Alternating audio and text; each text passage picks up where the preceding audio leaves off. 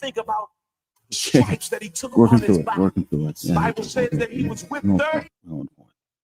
Okay, so like I said, reach out to us.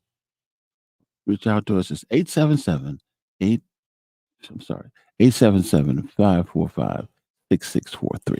That's the number. Put it down as you do when you catch us on the In Conversation with Larry Young, and that's over there on WLB 1010 AM.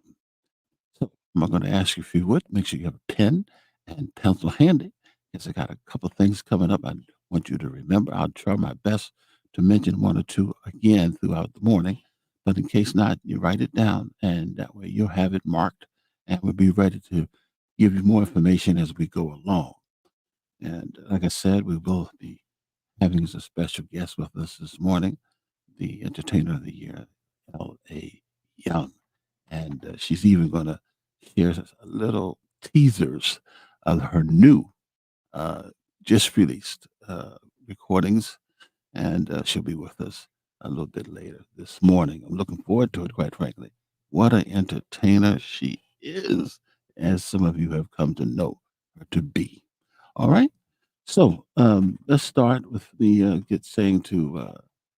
we get Brother Mark C as soon as he comes up. We'll get him on board. But we had our Maryland Nan Branch Baltimore chapter meeting last night, and it was a good meeting. Oh my goodness! I want to thank so many of you who took the time to come out, and we had shall we say, a strong, strong discussion on the topic: is the black man being treated fairly by the child support agencies? And we did have, yes, he came out, little black himself. He showed up and made his case that, in his opinion, they're not fair.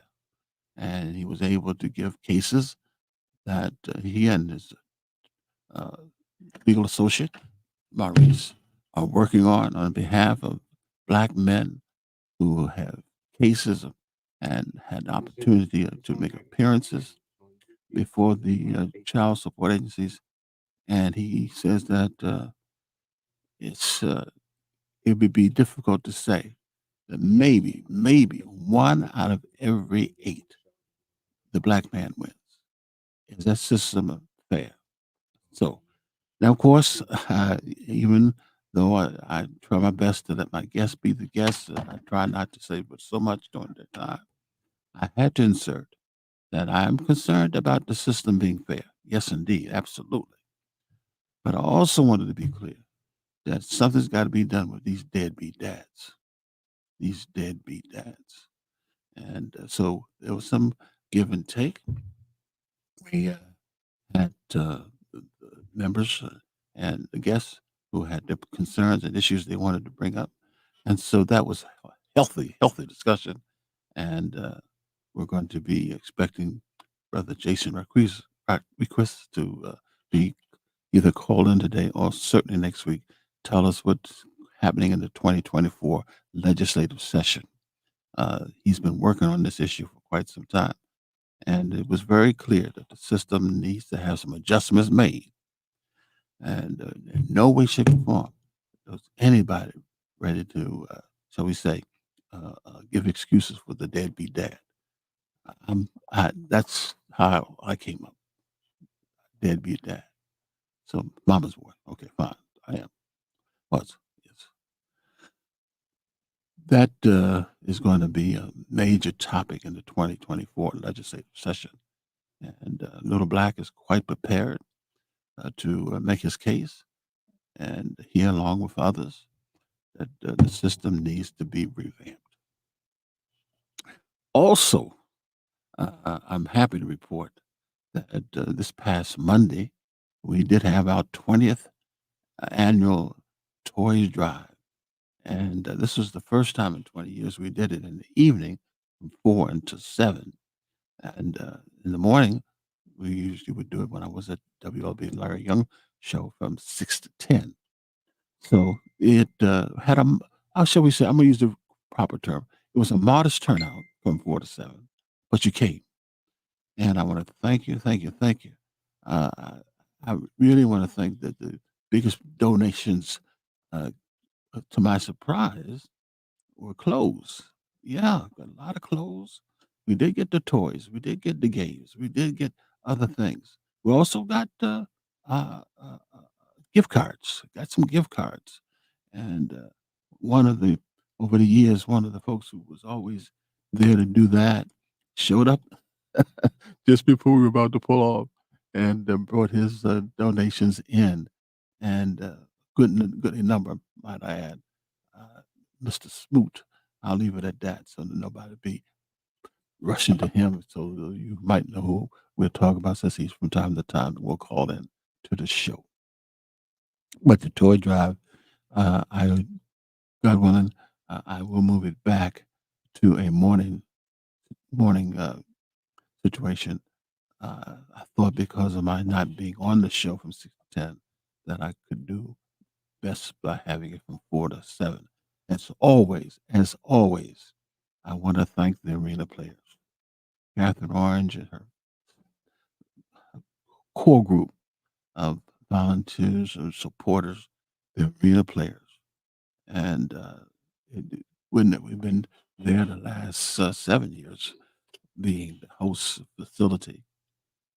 And where there's a possibility, from what I'm told, that because we had people who came after 7, and they didn't close the arena players building until 8, and so several people came by and left things in hopes that we would be able to get them.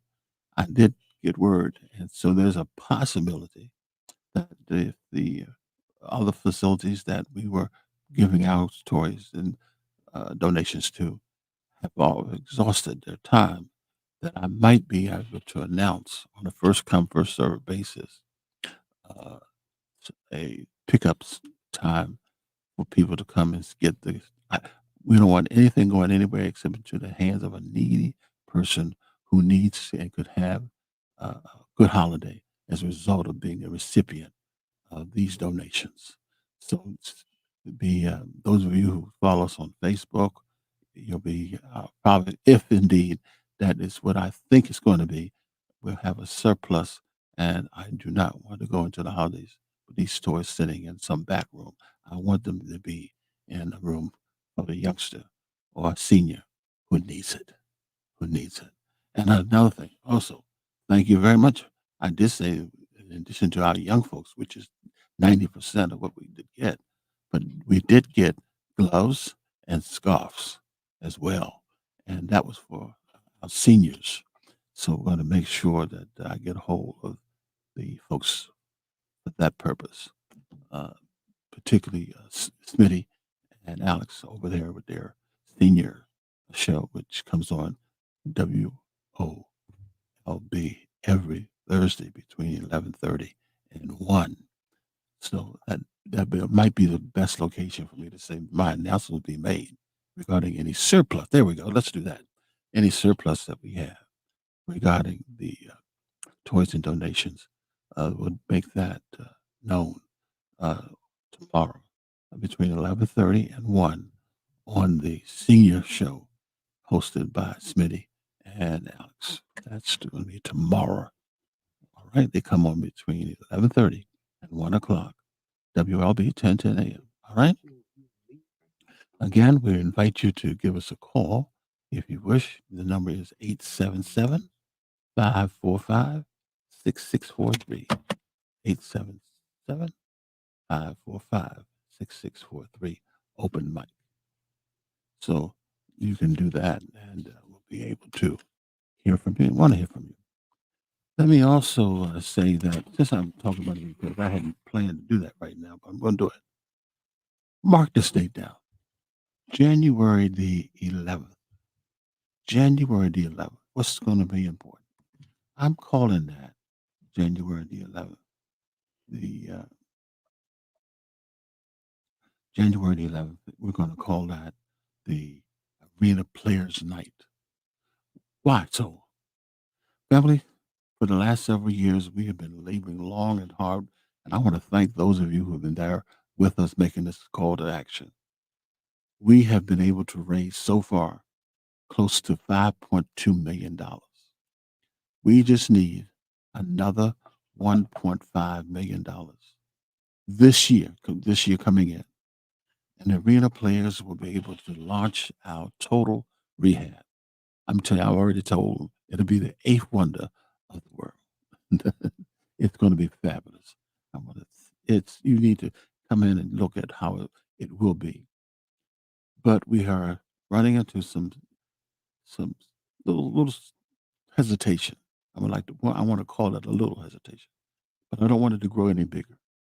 So I'm going to call those of you who know how it used to be when we had the Royal Theater, the Met, the Harlem.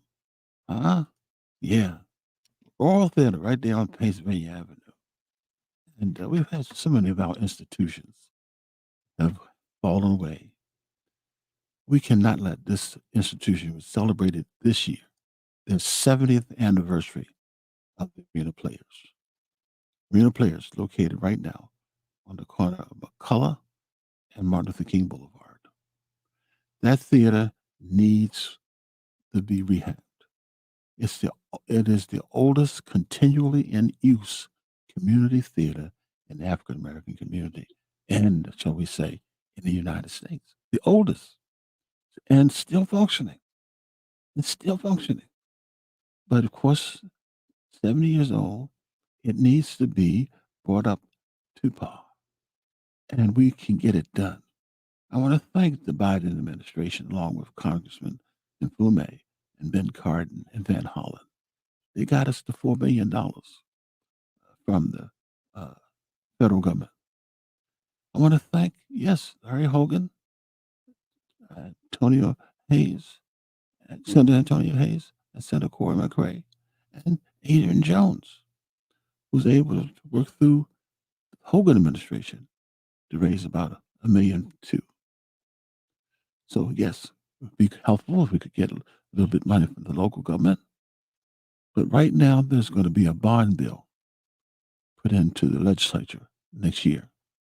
And so we want to pack arena players on January the 11th, make a statement that our community wants to get that last 1.5 million put in there so that we can get the arena players rehabbed and fixed up, looking marvelous. I mean, you should see it, family.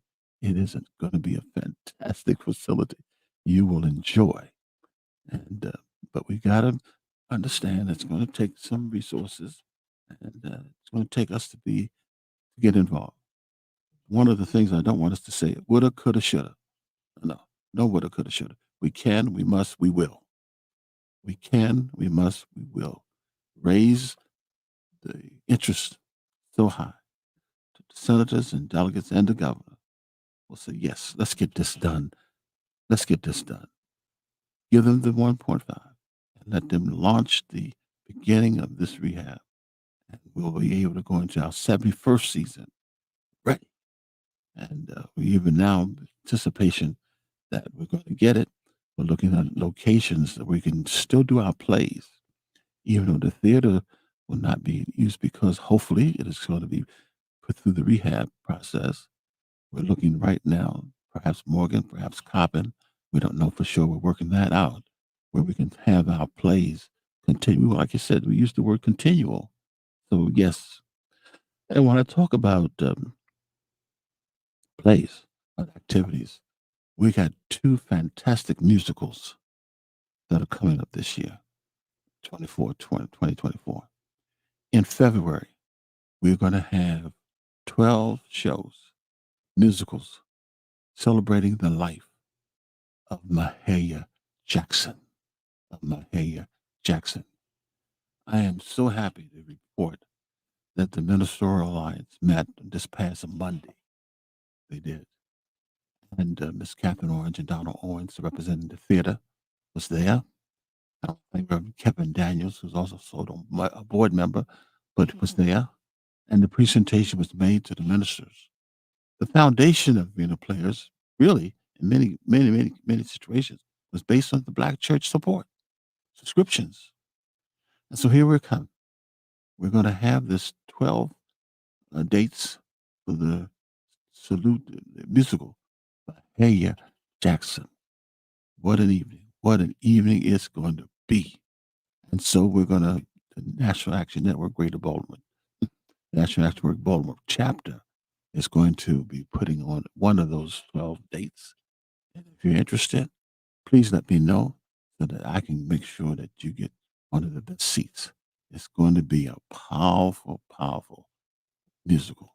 Strong.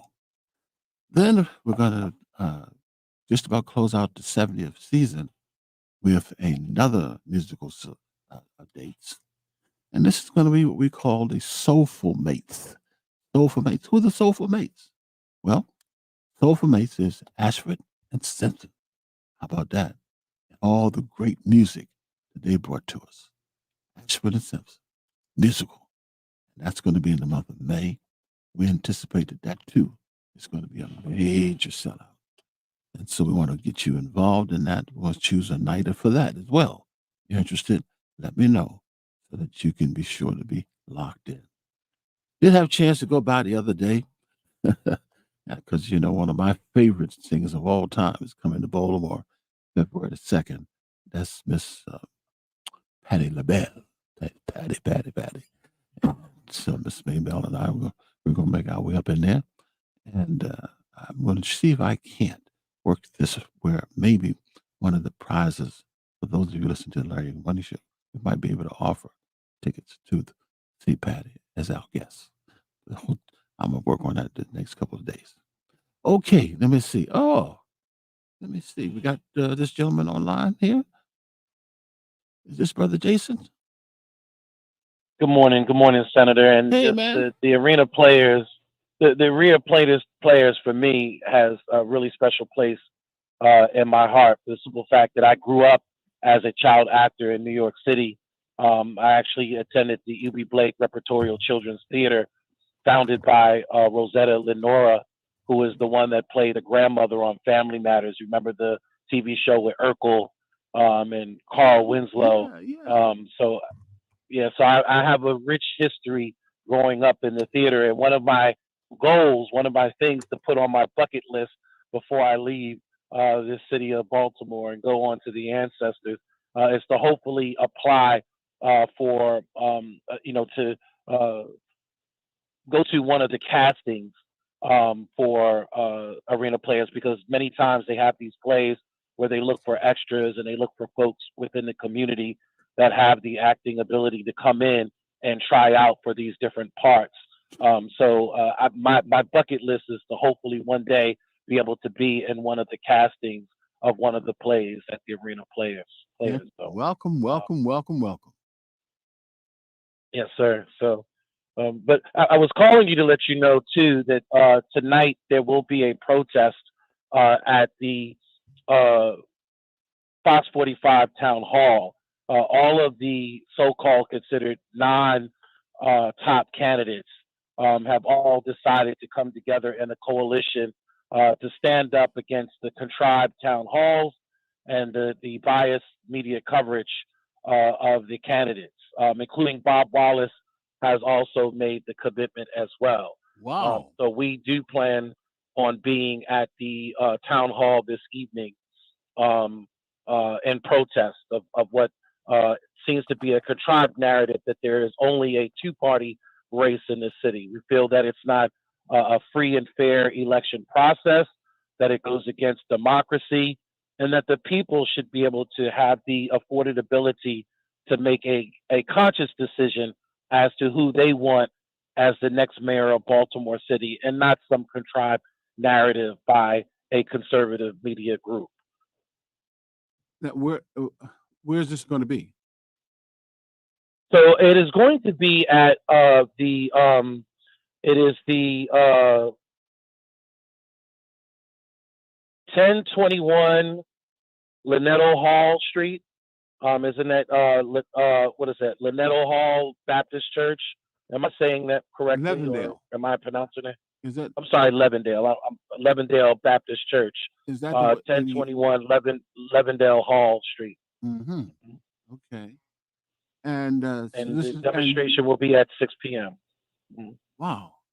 Well, that's quite unusual to have. And you said all the not.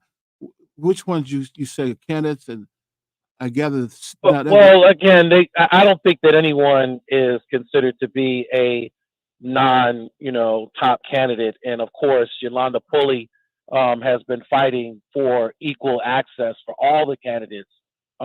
She could have been selfish and really have filed the FCC and filed an FPE petition just for herself, and have really kind of, put the message out to Fox 45 that we're not standing for this contrived narrative on her own, but she actually reached out to every candidate, including Uncle Wayne Baker, Wendy Bozell, Wendell Hill Freeman, of course herself, Keith Scott, Bob Wallace, Donald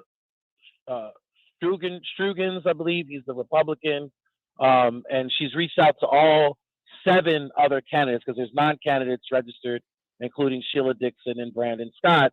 But she reached out to the other 7 candidates, formulated a meeting, and they have decided to put together a coalition to denounce the contrived narrative that it's only a 2-party race. Now, when you say a 2-party race, you mean the Democrats, Republicans, or you're saying 2 candidates are the only ones that they're concentrating their efforts on? Yeah, we're not even talking about a partisan movement, Republican, Democrat. We're talking about the narrative that there's only 2 mainstream candidates, and that's Mayor Brandon Scott, the incumbent, and formerly, convicted Mayor Sheila Dixon as the only 2 top candidates in Baltimore City, and that's not true. And when we speak to folks within the community, folks are really tired of the status quo and are tired of what's kind of going on in reference to politics in the city, and they really want a change of guard. So they should really be given the opportunity to understand that besides what the news is portraying, and even some cases they're utilizing the Goucher poll and the Gonzalez polling to say that, that these are the top candidates, when if you really look at the history over the last political election cycles, you'll find that these polls have unfortunately been inconsistent and inaccurate. They have not predicted who was actually going to be mayor. Matter of fact, in 2020, they tried to say that Tharu was in the lead, and they put Tharu on every forum and every town hall, and Tharu came in 3rd place. Tharu came in 3rd place. But the whole time, the narrative that these contrived polls were trying to tell the people was that Tharu is your top candidate, and this is who we're going to utilize, and we're going to use these polls to exclude other candidates, to use that as reason to exclude other candidates from being a part of any type of public town hall. I was noticing also, you're being, I won't say unusual. You're just making sure you say the right thing. But is there something that has occurred where the station and the other 2 candidates have had a discussion about who and how they will be supported or not supported? Or are you aware of such a discussion? What we understand, they are pushing the fact that Brandon doesn't want to seem to partake in these political town halls. So they're really trying to attack more or less conservative media, Brandon, and the notion that he's not wanting to be accountable or to present himself to the public. But we know that Fox 45 and David Smith, the CEO, the current CEO of Sinclair Media Group, broadcasting group, has actually funded or has started a super PAC and is funding Sheila Dixon's campaign. And so that's why they did the same thing with Tharu back in 2020.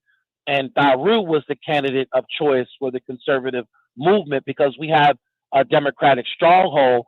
So there's not really a valid Republican candidate that Sinclair Broadcasting and their group of conservative members could really throw their weight behind. So they decide to throw their weight behind a Democratic candidate to try to sway the political landscape. In this particular situation, this year Sheila is the flavor of choice. And what's crazy is that she denounced this in 2020. She didn't like that narrative when she was on the other end of the fence. When she was on the other side of the fence being discriminated against. She didn't like that narrative, but now all of a sudden she's supportive of that narrative because now she's the flavor of choice, and the conservatives are willing to throw tens of thousands of dollars her way and super PAC money and support, and supporting her in a media narrative, holding her in this media narrative that she is the top contender or the one that the people should be, and that she's the one that people should be looking at in reference to this particular mayoral race, and that's not fair to a democratic process. Whoa, whoa here. Okay. I was sharing with the family a few minutes ago that we did have a wonderful a meeting last night at the National Action Network Baltimore chapter.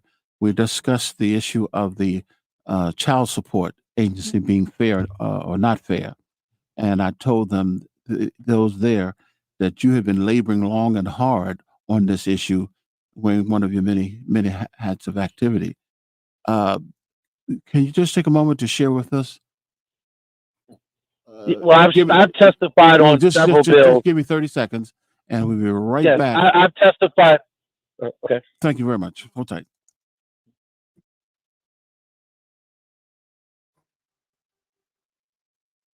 Lord, help me overcome. Lord God Almighty. There's a wrestling match within my soul. You're fighting, and Satan is fighting, and I'm somewhere in the middle, fighting you both. Wrestling with a visible foe is far easier than with one who cannot be seen. Satan is even willing to let people believe he does not exist as long as they're caught in his web. Lord, I pray to stop fighting you and to wholeheartedly join forces with you to kick Satan's influence out of my soul. Lord, I love you. Yet Satan sneaks in and gets his hold. Please protect me from his attacks. Only you have the power to win over his evil. So I ask you to drive him out and strengthen my soul to resist him. In Christ's name. Amen. If I just name it, then I can claim it. I believe I can fly. I believe I can touch the sky. Think about it every night and day. Spread my wings and fly away. I believe I can soar. See me running through heaven's door. I believe I can fly. I believe I can fly. I believe I can fly. Good morning. Welcome. Good morning. Larry Young Morning YouTube channel, Larry Young Media. YouTube channel, Larry Young Media. And if you want to join in and talk with us, welcome to do so. 877-545-6643. Right now, we got Brother Jason on the line, and he just gave us some information regarding candidates who are not pleased with how things are looking, with a emphasis being made, I'm told by him, that one station in particular seems as if they're going to target a person that they want, and the door of opportunity to share your views with others is not there. But he has also moved to discuss with us a concern that we had last week, and that is what's going on with the child support agency. And he's been an advocate on behalf of making corrective changes in that direction. Brother Jason, if you would bring us up to date on that, please. Yes, so Senator, I've testified on several bills. Matter of fact, just the last legislative session in reference to child support reform, especially when it comes to fathers.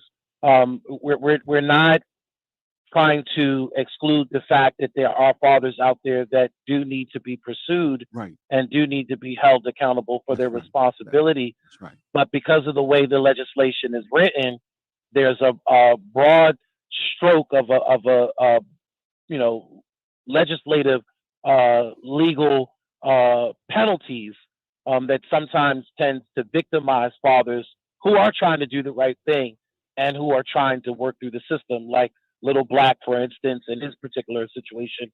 My situation, where I was getting garnishments out of my paycheck, but because of processing with the vendor that was responsible for turning over the payments and documenting the payments to the state, many times my driver's license would be shut down, which would cost me a day's work and put me out of work. And then I would have to, file my PTO time, use my personal time up, go down to the PSI child support office when it used to be on Howard Street, fight them all day long, then have to go up to Glen Burnie, the motor vehicle, to get the flag lifted, then still have to go back to HR of my company and get them to identify that now I'm clear to drive and work again.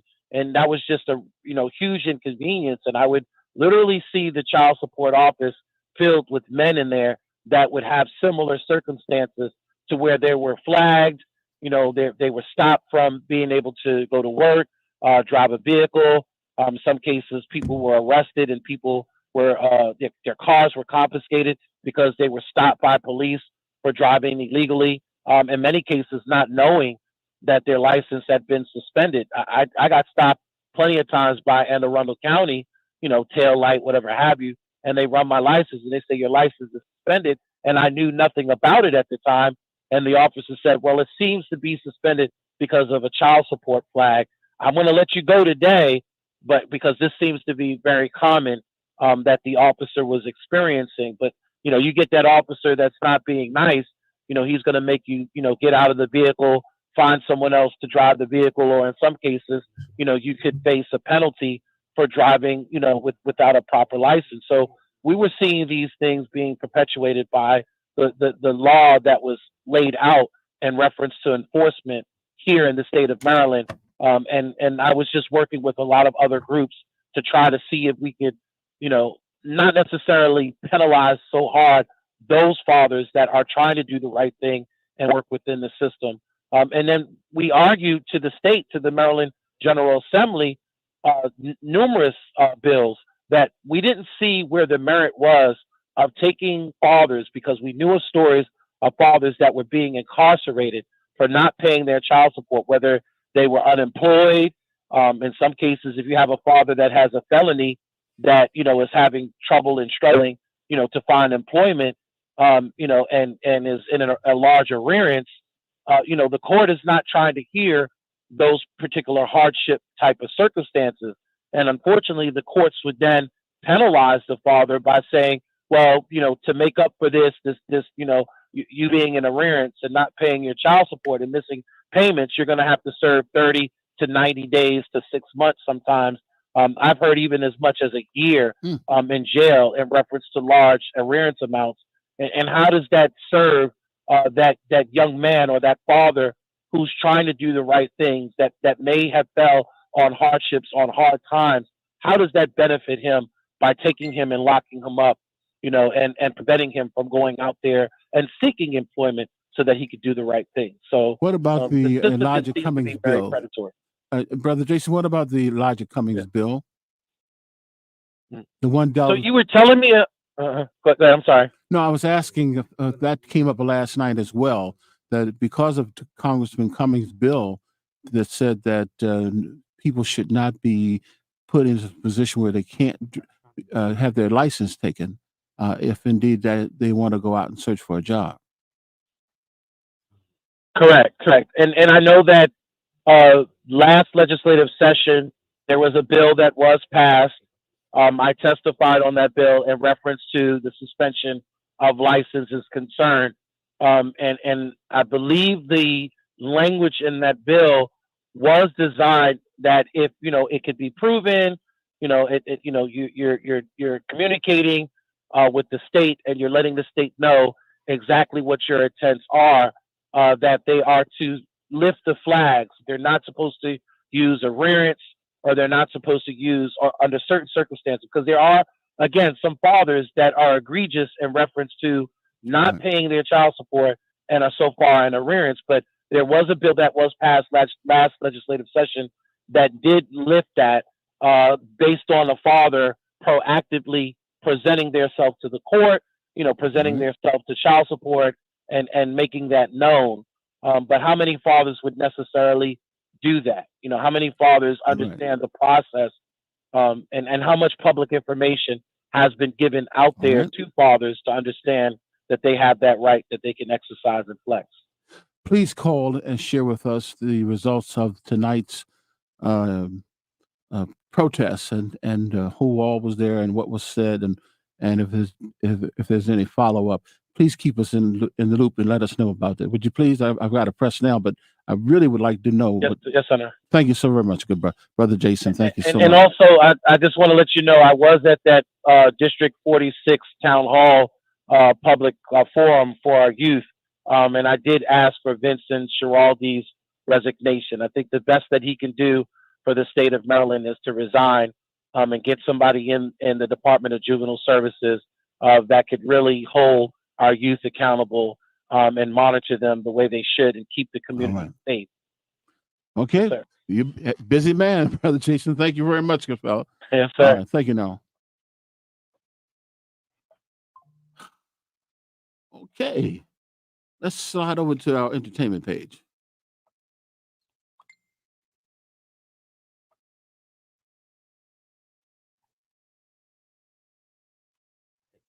You're going live now. You're going live now. Good morning. Good morning. Okay, fine. Well, we thank you for joining us on the podcast, and then we understand we have something that is very dear to you. You've been working long and hard on it, and we just want to put it up for the radio, for our listenership to listen. And ladies, I'm talking about the one and only, the entertainer herself, artist perfection, L.A. Young.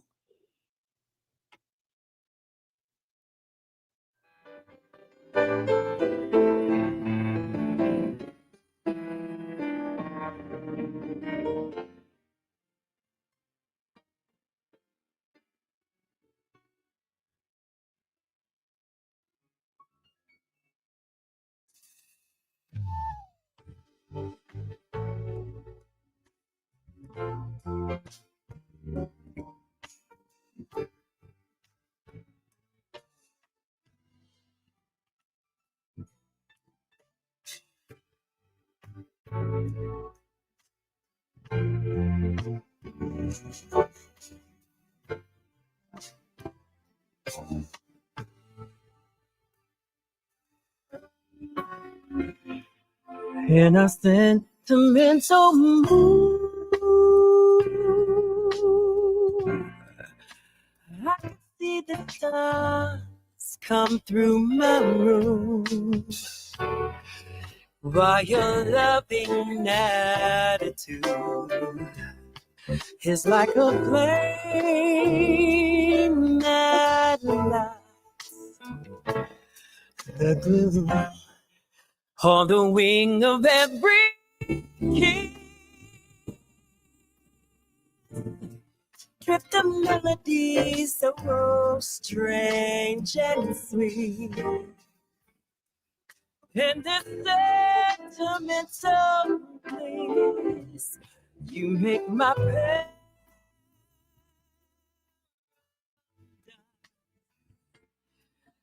My. Sucky. Oh my I'm God. telling you, the instrumentals leading into that, and then here comes that voice of voices. You've got a hit, good lady.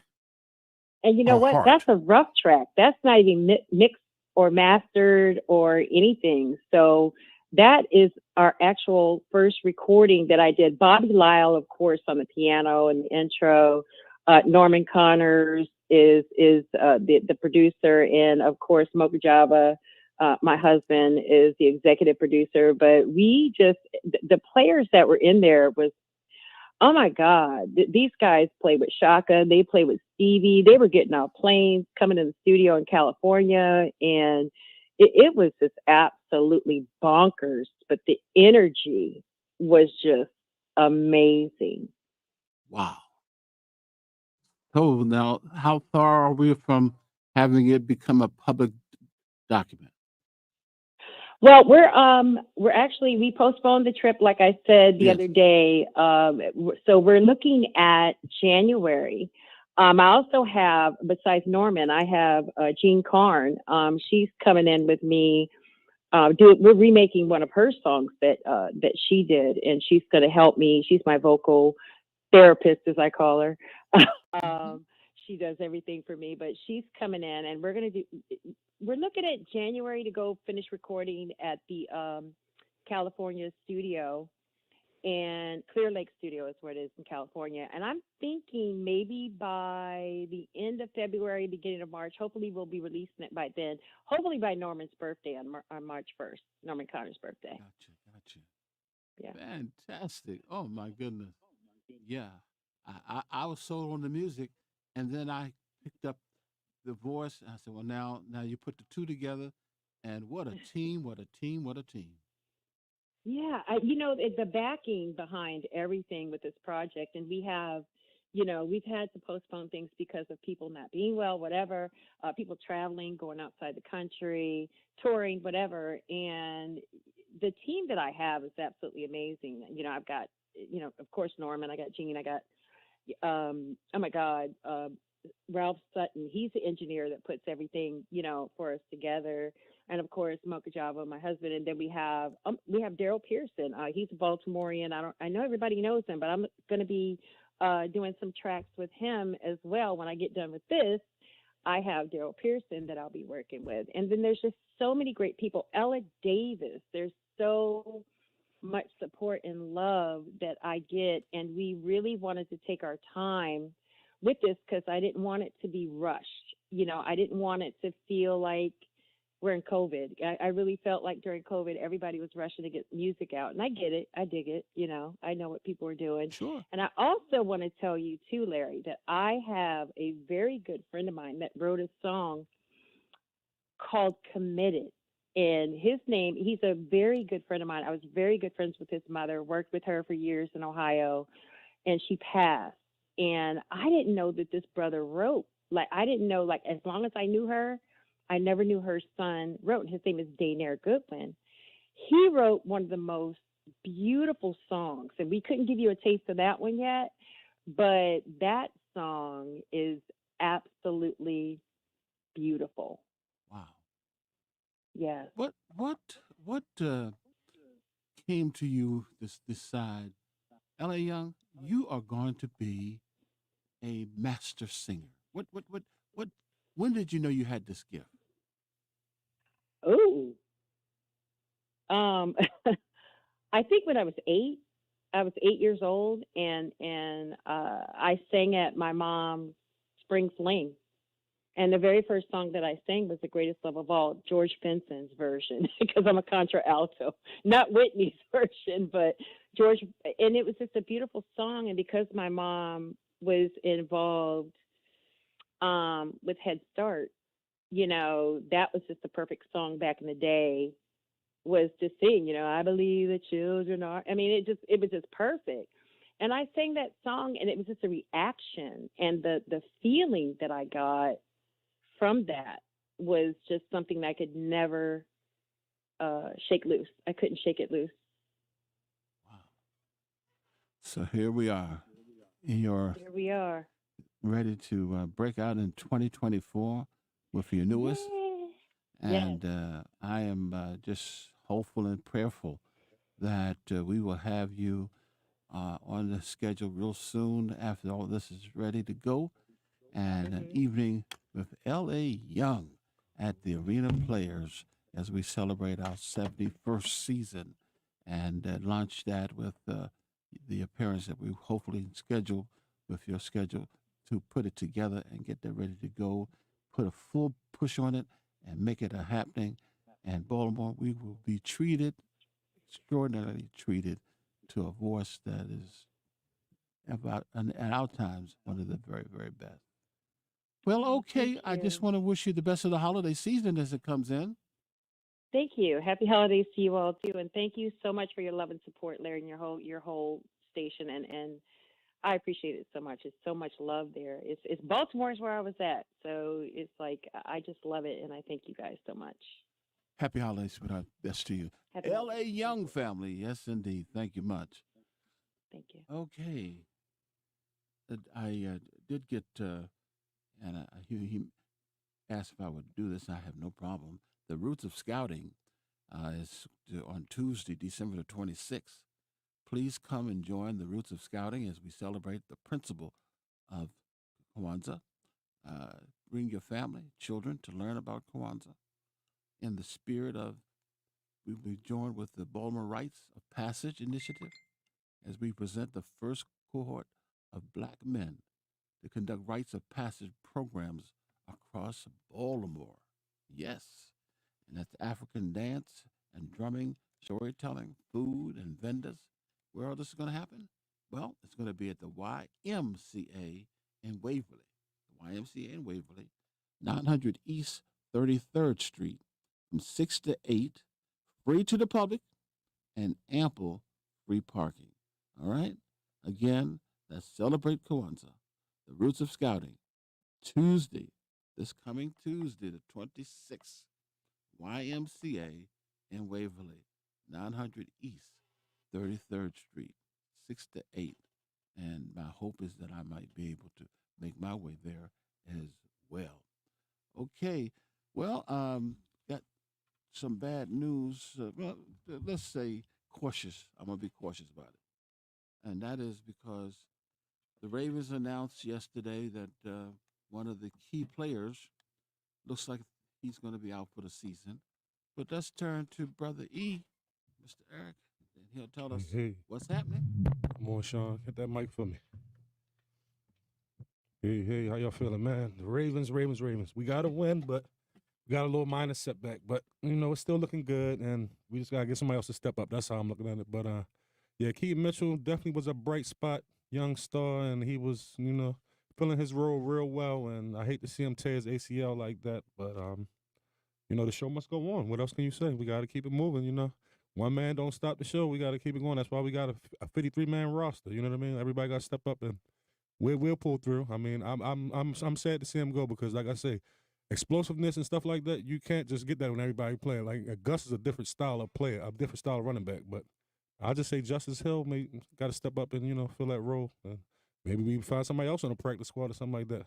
But another note, I know I got a message from Sean. Sean told me that we got the national champion Angel Reese she's in town playing at Coppin, So that ought to be a good look for the city, She get to come home and get some home cooking and enjoy Baltimore for what it's worth. But yeah, my Ravens it's a bitter pill to swallow. But 11-3 is that got me happy. So what can you say about that?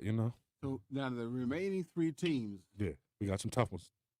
We got them Dolphins and yeah, that's gonna be a good one. And who was the other tough one right now for the Dolphins? Miami. Miami. No, Dolphins Dolphins and Pittsburgh. But it's one more. 4. What's that? 49. Oh, it's at 40. I see the 4 to 5. Look, Sean could be sign. Look, I go with sign. Say, look, sign language. I'm like a 4 to 5. Here we go. A 49. Yeah, them 49. That's the two right there. The 49ers and the Dolphins. But look, I'm predicting we're gonna go 3-0 in them last ones. Because I know the Steelers. We got them. I know we got them. But I'm just saying them other two. Yeah, if we finish 14-3, number 1 seed, let's just get everything oiled up and let's go to the playoffs. Let's go. That's how I'm looking at it. I've noticed since when you win, the media people go to the winning team players. Yeah.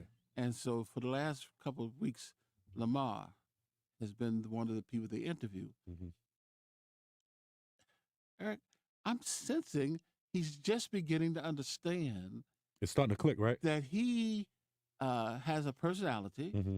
he's showing more relaxed being in front of the cameras now. Mm-hmm.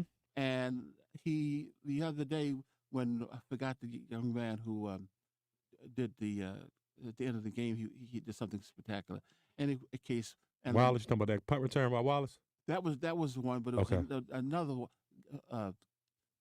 incident that happened. Mm-hmm. But what made me feel for a little bit of change for Lamar is the guy said he told me at the beginning of the season I was going to be okay. Mm-hmm. The guy said he gave him encouragement Right.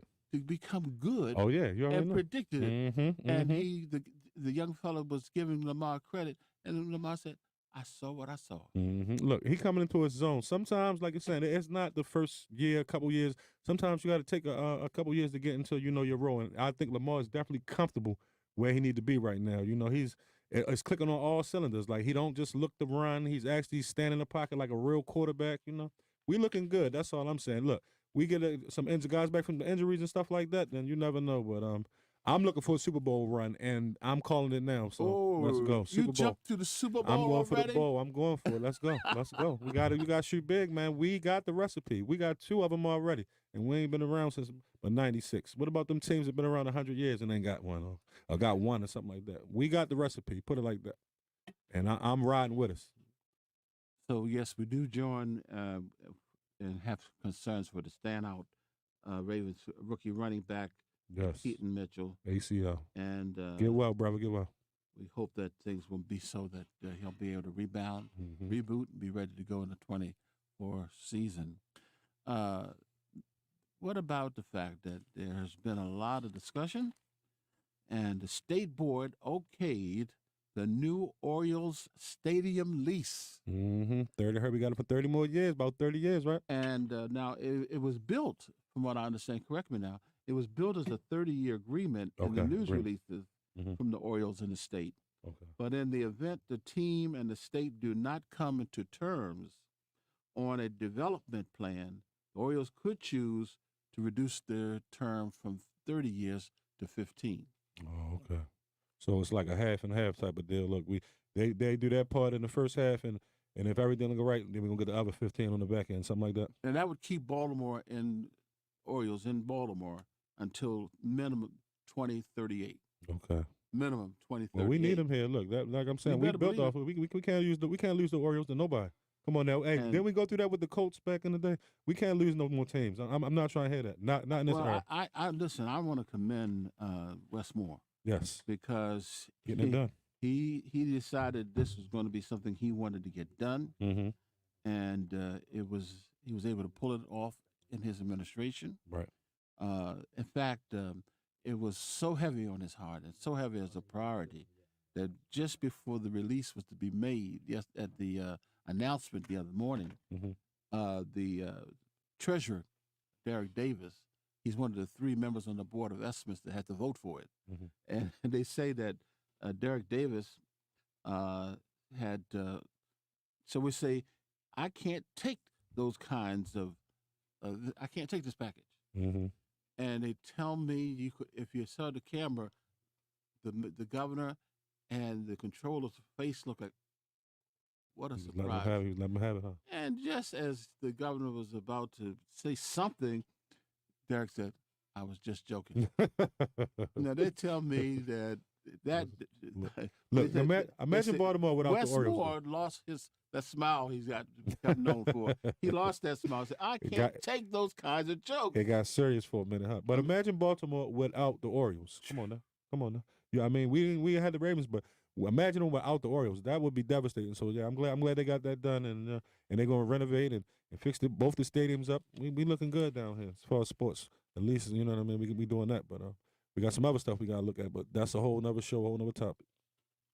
Well, Derek, and I appreciate Derek. Derek's good people, Mhm. good people.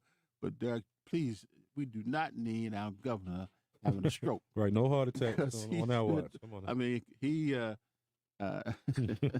this is something he wanted so bad. Right. And he's been spending his first year of office working towards a deal with the Baltimore Orioles and the Stadium Authority to get this done. And here he was ready to go, but had the speaker next to him and the president of the Senate next to him and others. Made his heart stop for a second, huh? And they tell me it was quite something else. I like So- Westmore. Look, we gotta go to that Ravens game, Mr. Westmore. Whenever you get them online, look, I'll make sure I put my bid up for everybody. Lamar, somebody send me some tickets. I need them. Can I get two? Well, Me and Larry trying to go. Certainly, you have been a Yeah, I can Ravens be a hype man or something. Look, 100%. put me on the front row. I'll 1,000%. I'll pump them up. I get them going. I get the crowd going or something. Look, I got real passion and energy. Come on, somebody reach out. Hall ball, somebody get me down there. When we come back, we'll take a little 30 seconds here. When we come back, we're going to talk about the fact that former mayor Martin O'Malley was approved to head the Social Security Administration. We'll talk about that. And then also I want to talk tragic news. A girl, 2 years old, died after being shot. Yeah, that's it. Come on, family. Come on. Gotta do better. That We'll be hurts back you. with you in about 30 seconds. Miss L.A. Young, go Ravens, go A Ravens. heart that praises God. Squeeze that in there. Look, Mama, she Oh, God of grace and God of mercy. Go Ravens, go Ravens. We humbly bow before you Stand around for a minute. to give you thanks and praises. We give you thanks for the countless blessings and the numerous gifts you have bestowed upon us If you He want was me with to us give last night. in our times of joy, in our times of sadness, Must have came out. in our times of victory, Then he said something in with our the wife or times of something? defeat, Remember when he came to the in our she was times of sick or something? success, She was sick? No, she was in our sick. times of failure, Well, he said she in was our sick or times something of when he came pain, in to the toy drive. in our times of sorrow. You know how that We thing give flare right thanks back up. You can for feel that eyes go to dead see soon. your Next thing you know, beautiful it's right back. creations, to You see go the out, start birds moving as around they like she grace the did. heavens, Next thing you and the sick like you ain't fish never. as they navigate through the sea Never highways, improves. to see the flowers burst into bloom and the trees spring Hey, forth Sean, was my mic with on that new time? life. Was my mic on? We give thanks I can hear you. Okay, for I'm making arms sure to because it was reach, low. I think I hands turned to it low. touch and hold, I think I got legs it. to walk, ears to hear. We give thanks. Thanks when we're glad. You heard. Thanks when Right. we're sad. Thanks when our purse is full. Thanks when our purse is empty. Thanks when we're in good health. Thanks when illness overcomes us. We give thanks and praise in our winning and in our losing, for being first and for being last. We give thanks for the gift of friendship when they stand by us, Okay, yeah, he was looking when they for you. walk That's why I was away. calling. Lord, we give thanks. Good or whatever. Thanks for all the gifts that flow so freely, both day and night in our lives. Lord, today we give thanks with No, our you on my whole cell heart. phone. Thanks because we're refilled with Okay, you can't gratitude call in if you for the can't say things those you have cards sent down. to us. Tell him I For got the him. Tell him hope Big E we got him. feel Yeah, in Big E hopeless said he got it. situations, for watching over us and protecting us day and night. We give thanks for your provisions of food, shelter, clothing, for your comforting presence What do you say have? and your divine love. We give thanks What's about this thing he and did? praise in the name Everything of that's your going on dear in the Son, studio right Jesus, now? who died and overcame the cross, that we may have life Wow, why and the have show go? life more abundantly. We give thanks. Amen.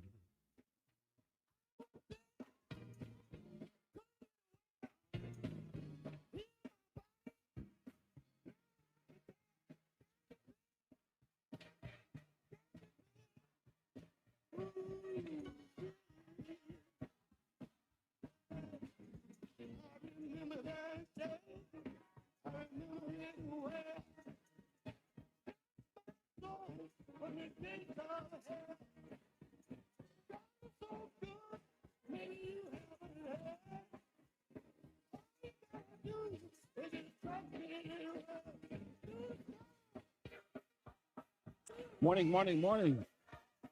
Good morning, LY Larry Young Morning Show. Welcome, welcome on board. Number to call 877-545-6643.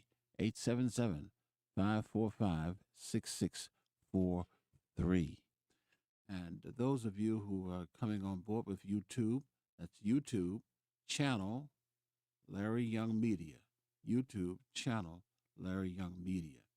And if you want to get information to me, if you want to share thoughts that you'd like us to announce, give me the call or send that to the Larry Young Media number. That's how you get to us on our webpage. And we'll be happy to get you involved. And of course,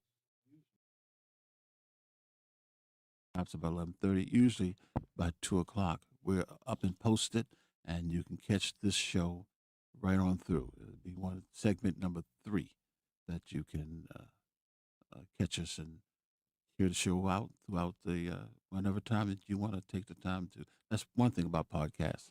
Real quick, good turnaround. I want to thank, and I tell you, family, I could not even think about doing this without 2 people. And number 1 is Miss Kimball. She is the best. Kimball, she is just tremendous. And those of you interested in podcast systems and how to put all things together, she's golden, golden. She's my counselor. She's been my advisor, and I thank her. Thanks, Sean, as well. He makes sure when I get here, I'm doing right so that I can give you all the best I can. Thank you. Okay. What a tragedy. Yeah. When I got word about the 2-year-old girl who was shot in Northwest Baltimore residence, died this past Sunday night. Officers responded to a hospital around 7:10 p.m. to report of a young child with a gunshot wound and learned that the girl was shot in the residence in the 6100 block of Park Heights Avenue in the Glen neighborhood.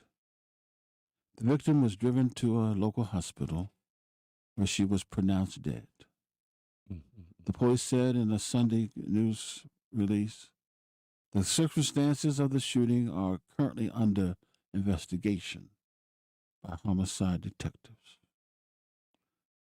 The child was identified Monday by police as 2-year-old Charlie Gamble. Monday afternoon, the director of the nearby school, Mostos Chisholm, says she was shocked by the news of the child's death. This is not something you typically hear in this neighborhood, said the school director. She described the area as calm and quiet. Added that there were lots of children in the area. Mayor Scott, who is expecting his first child in the next few days, said Monday that this is something that should not have happened. He called for looking at the adults around that child as part of the investigation. There is no way on earth that a 2-year-old baby should be gone from a gunshot wound. Suffered in a place full of people that love that young person. We have to talk about responsibility when it comes to what happens with our young people. You can't even fathom the pain that the family and the loved ones are going through right now. Anyone with information can contact 410-396-2100. 410-396-2100. If you've got any information, but I'm telling you, this all of these situations are painful. Yeah, that hurt. But a 2-year-old. Yeah, just imagine what that bullet did to that baby body. Just imagine. And it's sad to say, but I want to know what's going on in that house and what do they got going on. What's going on in that house that nobody watching or however. I don't even know. I got to get more to the story too. Like, did the baby shoot itself? Did somebody shoot the baby? It's still more to the story, but they got to know something. The police got to know something when they came in that house. It ain't just, that's a crime scene. They had to take something, but yeah, I got to get more to that story, but it's just all around bad. Like, we got to do better than that. We got to, hold them responsible and just living like, just look at how you living. You know what I mean? What are y'all doing in that house? What's going on in that house that y'all leaving guns around, or you got babies walking around, you got access, nobody monitoring the kids? Like, it starts with the upbringing and the raising. You know what I mean? If you're not doing your part, then that's how stuff can happen like that. You know what I mean? So You know, just not being an adult. Be an adult. Step up, being an adult, and raise your children and raise them right. This is not going to work. We got to do better. You know what I mean? Or we going to face the same problems over and over again. Shootings at the school, shootings in outside, just elderly, young. It don't matter at this point. We going rogue. We going wild out here. We gotta we gotta change, make some changes, or we might not be around to see it. I know the black man is looking bad. We might not be around in the next 20, 30 years the way we going, especially in Baltimore. Might not be here. Well, the few that is, they gonna be on a different wave than this. I hope, hopefully. Yeah, that's just a sad situation, man. Sad. It was discussed at the NAN Baltimore chapter meeting last night, and yes, from what I'm told, it looks like we just might hit under 300. But that's But are they reporting everything? That you know how the games they play. Because I know crimes are happening.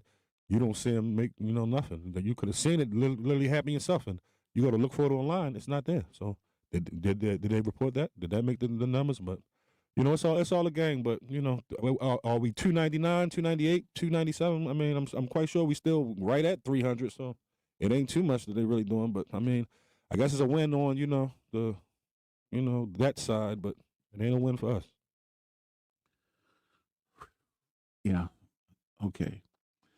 Let me share with you that earlier this week, I did have an opportunity to speak with the governor, and we are going to have a very good piece of news to share with you real soon.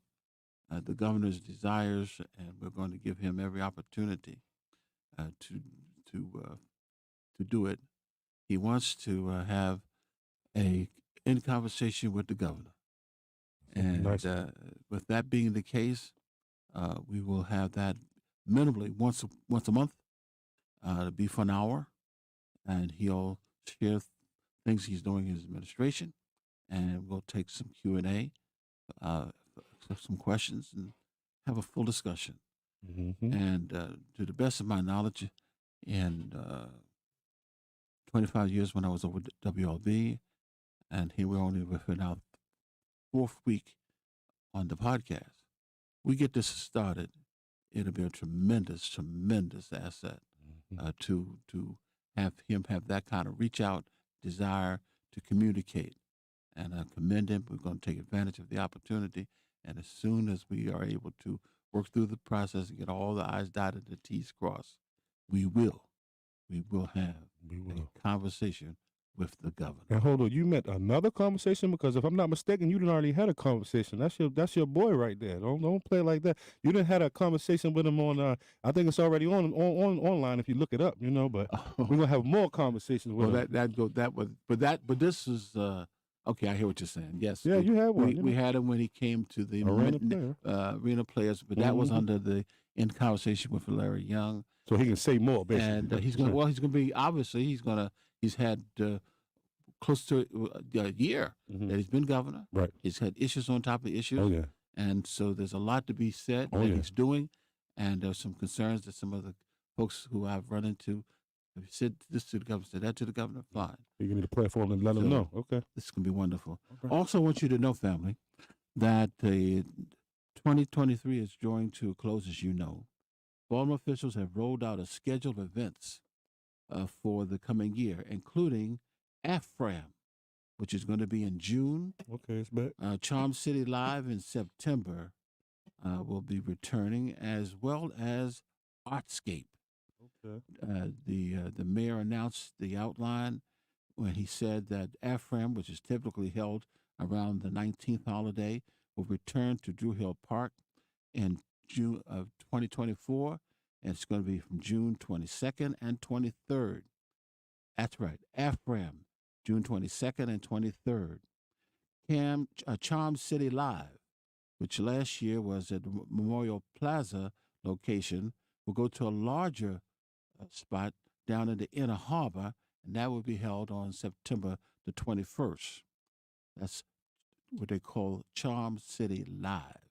And also, of course, we didn't announce that the ArtScape is going to be back, and that's going to be in August, and this time August 2nd, 3rd, and 4th.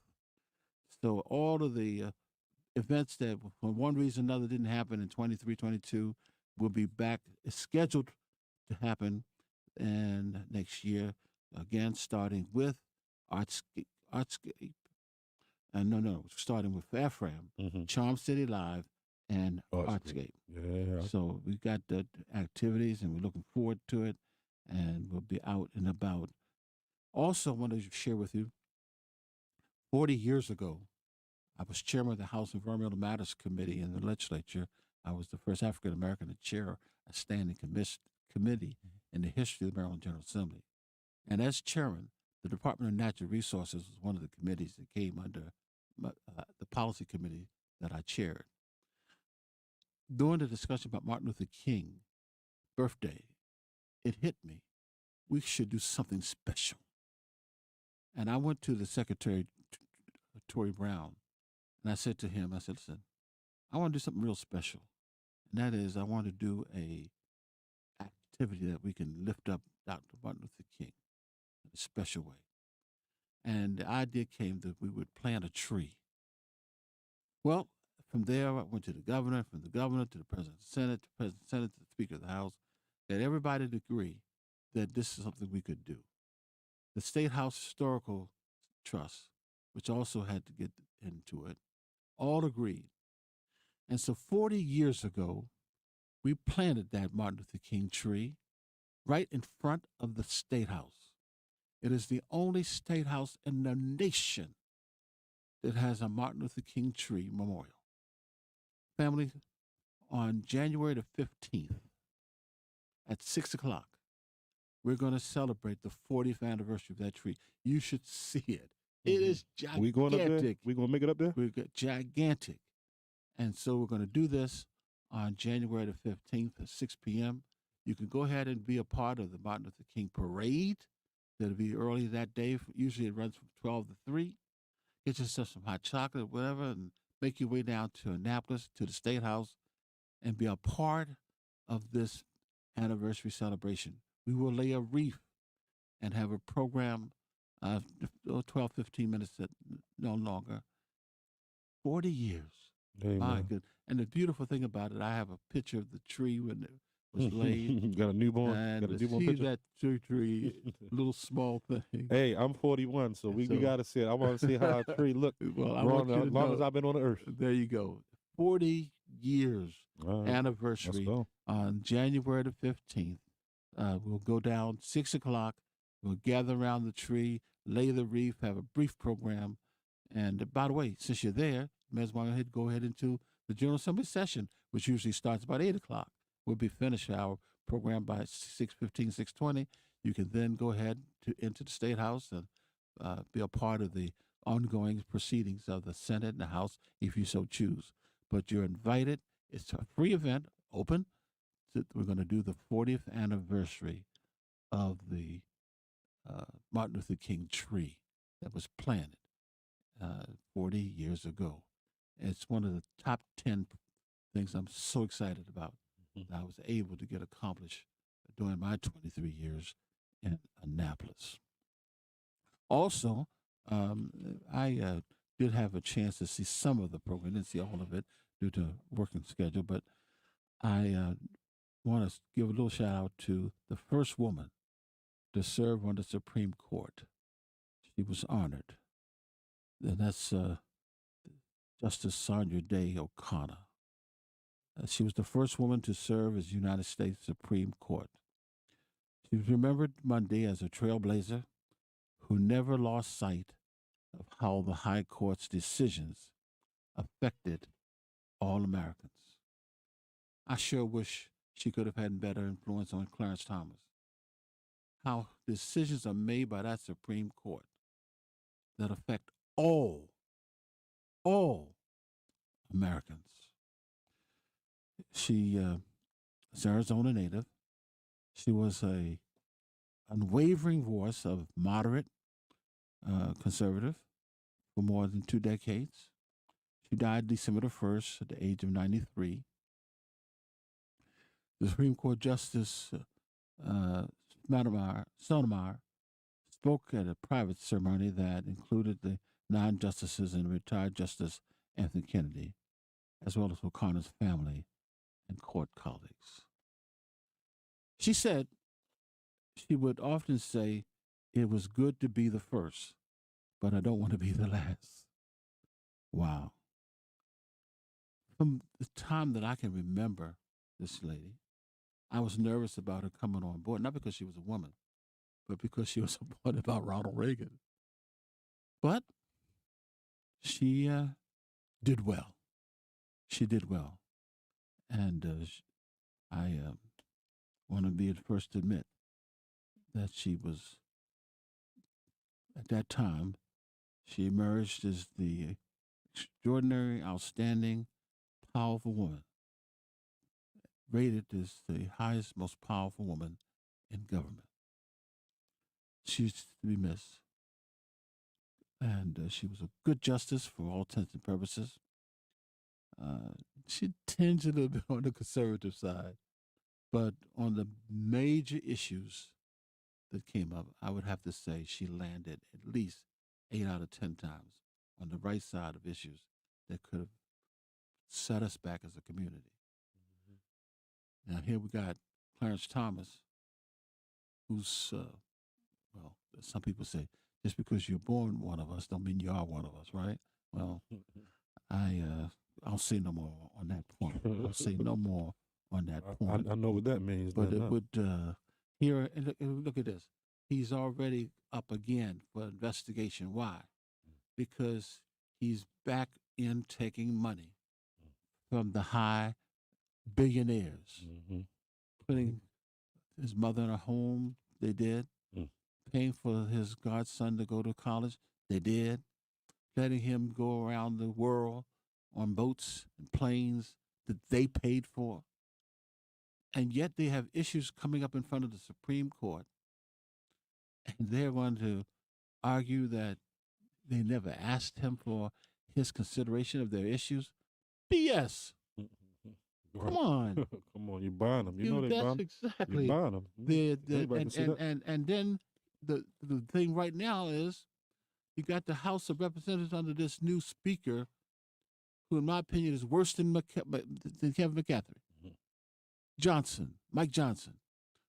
And they got him saying that how you cannot do the impeachment with one chamber favoring another chamber.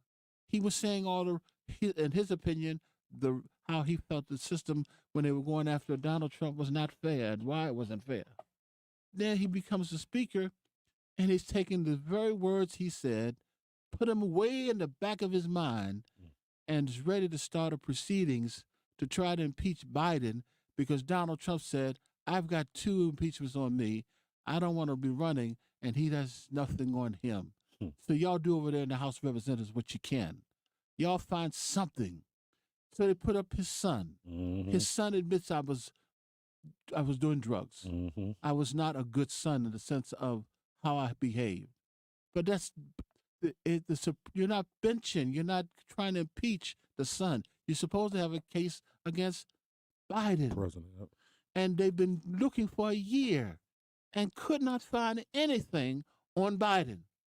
And yet they're still going to proceed with going further, only because Donald Trump wants them to do it. And so they're going to do it. But guess what? Can they do it? Can it be something that can be held up in the court system? Can it be challenged by the Supreme Court? Well, guess what? If it is, how does Clarence Thomas vote? And why should we ask that? Because his wife was part of the January 6th problem. She was part of it. She was encouraging. She was supportive. The wife of the member of the Supreme Court.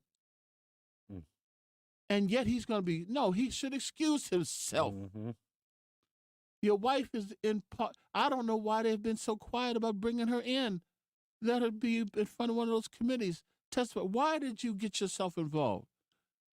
She had nothing positive to say about Biden. She worked to bring about his defeat if she could. Biden.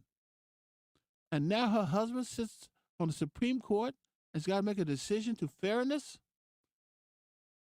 Well, I don't believe he has it in him. to make a fair decision. You don't. I'm not System. so sure anymore that he even considers himself part of our community. But we'll see. We'll see. We'll see. You already know how it's going to turn out. Look, the writing's on the wall already. You can already know. You pretty much know. You done laid it out already. You know what's going to happen. Proof is in the pudding. You'll see. It's laid out, though. He in bed with them. We're going to be putting together 2 major events next year as well, family. One of them is going to be a senior fest. I'm going to do this in coordination with Smitty and Alex and their wonderful program heard on WLB 1010 AM on Thursdays. The seniors issues, they advocate full blast for issues dealing with seniors. But we're going to put a senior fest together that's being worked on, and we'll be sharing with you here on Good Morning with Larry Young, as well as in conversation, to let you know when and where and all that's going to take place. But it's going to take place. Also, let me give a shout out to Lena Redmond. She and Marian English, Dr. Loretta Johnson, and others teaming up with me to put together a vote fest. We'll put that together in early spring. We're going to do what we can to get the vote turnout. I know some of you don't even know that the election is coming this May. The election is coming this May. That's not November is going to be the general election. November is the general election. But this coming May is the primary election. And so we're going to be able to put something together in April. Want you to know about it and be involved. We're going to have the candidates invited to come. And if they're smart, they'll even get booths if they're smart. We haven't done one of these vote fests in a few years, but the last 3 we did were wonderful. They were held at the gymnasium of Coppin State University. That's my first preference. We'll see if we can still get the location worked out for the 2024. But it's going to be a vote fest. We really have to get out and vote. I'm also happy, it's a little bit of good news, that they took another poll recently on the black men. The number has gone down from 13% to 8%. They're now saying they're going to vote for Donald Trump. Good. Maybe they realize that one stimulus check or 2 stimulus checks ain't the savior for your life. If you got to deal with them for years, 4 years, so yeah, that makes sense now. Hopefully, it stays like that because he's not good. You're so right. You're so right. Okay. All right. So again, pass the word. The Larry Young Morning Show is going to now be available for you right here on YouTube. All right. Channel Larry Young Media, 10 to 11:30 every Wednesday. And things are looking real good. I can say this to your family, that we should be looking pretty soon into the month of January. We'll be with you Tuesdays, Wednesdays, and Thursdays. I'll have much more to say about that because we're going to use the next couple days to work on it. But if that happens, fantastic. Looking forward to it. Again, I want you to be mindful. I want to thank those of you who participated in making donations for the toy drive. And if you're interested in joining the National Action Network, our next meeting will be the 3rd Tuesday of January. We'll be meeting at the New Shallow Baptist Church. I want to thank Pastor Hurley Carter and the New Shallow family for allowing us to be there now 4.5 years regular. That's our location, the 3rd Tuesdays of every month. And again, also, you can join us for the tree anniversary, the 40th tree anniversary. This coming January the 15th, we'll celebrate the 40th laying of the tree of Martin Luther King at the Statehouse in Annapolis, 6 p.m., and be a part of history. Be a part of history. My hope next year is to either have Martin Luther King, the Reverend Martin Luther King III, or Reverend Chopin be part of the 41st anniversary.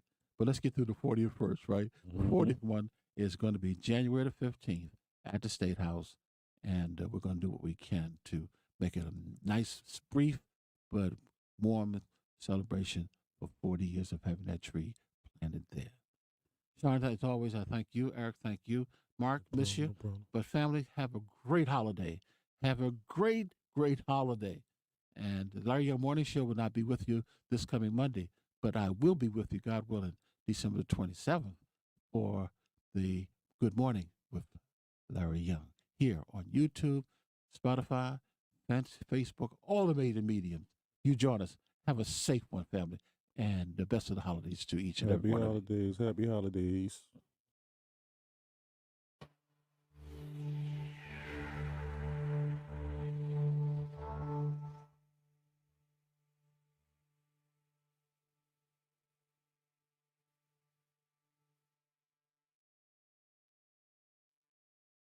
God, when I was alone and had nothing, I asked for a friend to help me bear the pain. No one came except God. When I needed a breath to rise from my sleep, no one could help me except God. When all I saw was sadness and I needed answers, no one heard me except God. So when I'm asked who I give my unconditional love to, look for no other name except God.